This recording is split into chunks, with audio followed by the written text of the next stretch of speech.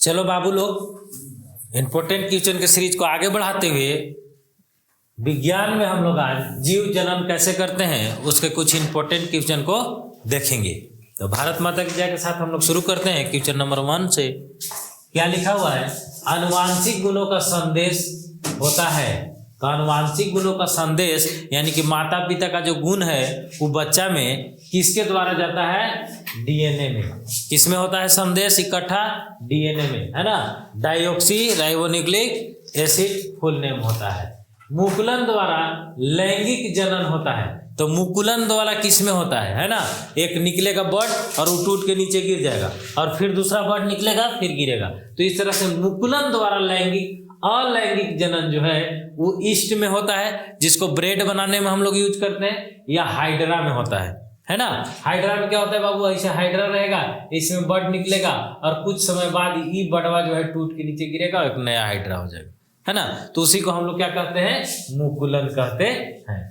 बहुखंडन द्वारा जनन होता है। बहुखंडन मतलब का एक है और टूट के एक बहुत सारा हो जाएगा। तो ये है प्लाज्मोडियम, जैसे मलेरिया के परजीवी, है ना। जिसको आज मलेरिया हुआ 2-3 दिन में एकदम पूरा वीकनेस हो जाएगा, उसको बहुत ज्यादा तेज गति से फैलता है। एगो में से फूटेगा से कई गो प्लाज्मोडियम निकलेगा, है ना, बहुत सारा। तो इसी को कहते हैं बहुखंडन, है ना। एक प्लाज्मोडियम बहुत सारे प्लाज्मोडियम को एक बार में जनन कर सकता है, इसको कहते हैं बहुखंडन। द्विखंडन द्वारा जनन होता है। तो द्विखंडन माने एगो से दूगो हो जाएगा। कौन चीज? अमीबा में, है ना। चलिए, ब्रायोफाइलम किस भाग से जनन करता है? ब्रायोफाइलम एक प्रकार का पेड़ पौधा है जो कि पत्ती से एक नया पौधा निकल जाता है, पतई से, है ना, लीव। तो ये जो है कहाँ से जनन करता है? पत्ती से जनन करता है। परागकण कहाँ पाया जाता है? परागकण कहाँ पाया जाता है? तो परागकण जो है बाबू वो पुंकेसर में पाया जाता है। एक द्विलिंगी पुष्प है। द्विलिंगी मतलब क्या होता है? जिसमें नर वाला और मादा वाला दोनों होता है, यानी कि स्त्री केसर और पुंस केसर दोनों पाया जाता है। ऐसा पुष्प के नाम बताइए। तो ये है उड़हुल का फूल, ठीक है।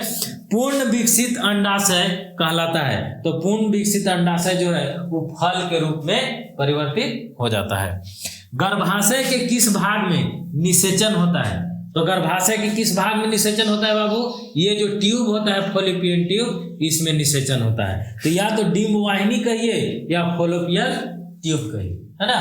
तो ये जो है कहाँ पे होता है? गर्भाशय के किस भाग में निषेचन होता है? डिम्ब वाहिनी यानी कि फॉलोपियन ट्यूब में। आगे चलिए, जनन संचरित रोग यानी कि जनन संचरित, जनन के द्वारा, संभोग के द्वारा कौन कौन सा रोग फैलता है? तो वो है सिफिलिस, एड्स और गोनोरिया, है ना। एड्स तो सबको जानते हैं, इम्यूनिटी पावर को खत्म कर देता है। सिफिलिस भी बहुत भयानक बीमारी है, जलन देता है बाबू। और गोनोरिया, है ना। इसमें एड्स जो है वो विषाणु के द्वारा फैलने वाला रोग है, जबकि सिफिलिस और गोनोरिया जीवाणु के द्वारा फैलने वाला रोग है, ठीक है। चलिए, अंडोत्सर्ग का कारण है क्या? एस्ट्रोजन। स्त्री में जो अंड का उत्पादन होता है, अंडोत्सर्ग, उसका कौन सा कारण है बाबू? तो एस्ट्रोजन का स्रावन। एस्ट्रोजन हार्मोन स्रावित होता है तब अंडोत्सर्ग होता है।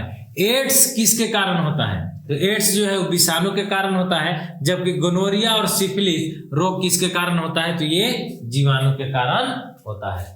कोई दिक्कत नहीं। चलिए आगे बढ़ते हैं। भ्रूण को माँ के गर्भाशय के किस भाग से पोषण मिलता है? तो माँ के गर्भाशय में जो बच्चा रहता है उसको किस चीज से पोषण मिलता है बाबू? तो प्लासेंटा से, ठीक है। जिसको हम लोग क्या बोलते हैं और हिंदी में कमेंट करके बताइए, प्लासेंटा को हिंदी में क्या बोला जाता है, ठीक है। चलिए, तो ये इसको क्या से मिलता है? प्लासेंटा से मिलता है। नर युग्मक के नाम बताइए। तो स्पर्म यानी कि शुक्राणु, और मादा युग्मक के नाम बताइए यानी कि अंडाणु। नर वाला क्या है बाबू? स्पर्म, है ना, शुक्राणु रहता है, और मादा युग्मक के नाम है अंडाणु। अब पराग कोष में होते हैं। तो पराग कोष में क्या होते हैं?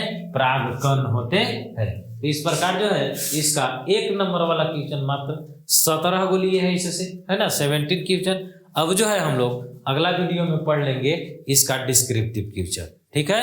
जब तक के लिए आप लोग तैयारी कीजिए।